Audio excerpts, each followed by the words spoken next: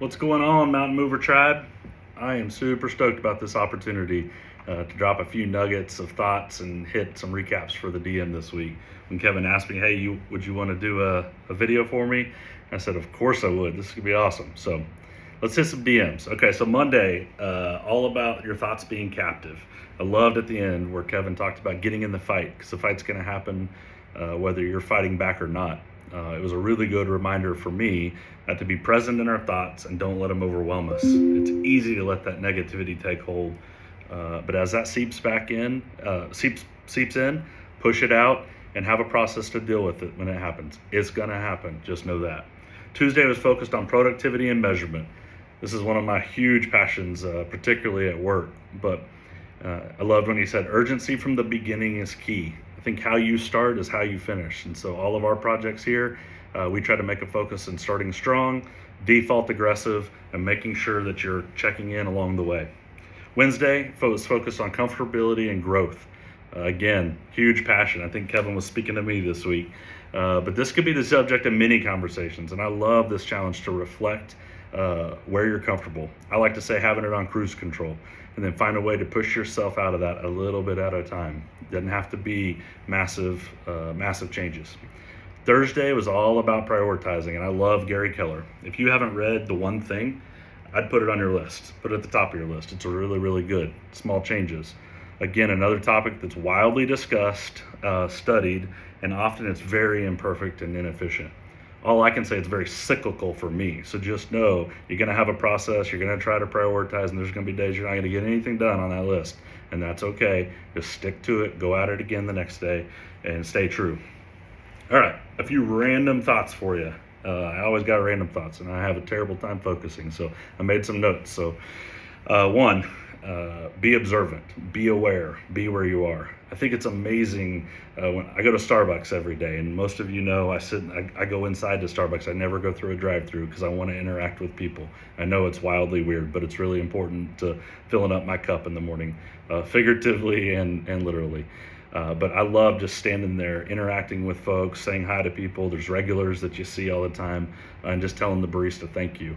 And then I always kind of look around and see a dad with his son every single morning almost in there, and his son's reading, and he's spending quality time, and just thinking about how the lessons he's teaching his son through a cup of coffee. So just as you go into meetings, as you go through about your day, be observant, stay off that phone, be aware, be where you are. As far as family goes, a simple one for me that a wise mentor once told me was never miss the big stuff, period.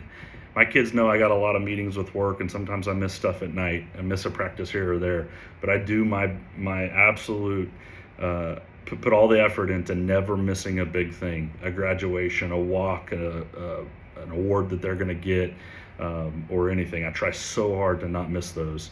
Occasionally it happens. You got to give yourself a little grace. We got a lot going on.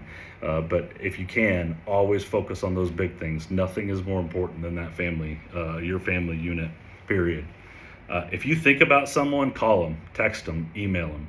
I've never once in my life heard somebody say they did not feel better knowing that somebody cared about them and they acted on it.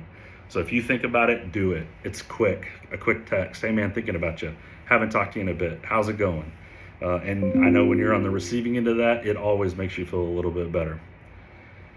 A couple quick last ones. Be authentic. God made you so perfect, just how you are. Change to be better, not to fit in. One of my favorite books is Go Giver.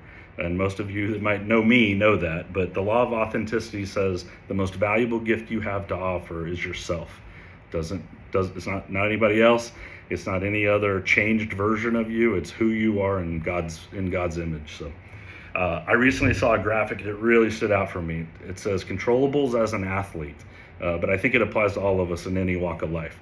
Things you can't control: your opponent, your past mistakes, your injuries, your teammates' performance, the decisions your coaches make. So many things that you can't control. You can't let them bog you down. Focus on the things that you can control: attitude, mindset, preparation, how you treat your teammates, your effort, how you respond to adversity, and the most important thing that I'm going to close on is energy. So I'll leave you with this one. Our president has a quote that I absolutely love. You are responsible for the energy you bring in the room. Anybody that knows me knows I'm a high energy guy. I got a big smile on my face. I got a pep in my step. And I'm good with that. I love it. It also shows you when you're down because people can see it. That's okay though. But I learned a long time ago, a little bit of energy can change the conversation. You are responsible for that energy, and it's super powerful. That doesn't mean you have to be exuberant and over the top, but bringing forth a little bit of effort, having a smile on your face, and trying goes a long way. Think about that when you enter your next meeting, your parties or events or the weekend, or walk into an interaction with your family. You're responsible for that energy you're bringing home. That's all I've got for now. Thanks to Kevin for giving me the opportunity. I hope you have an amazing weekend. Go out and change the world. Let's go.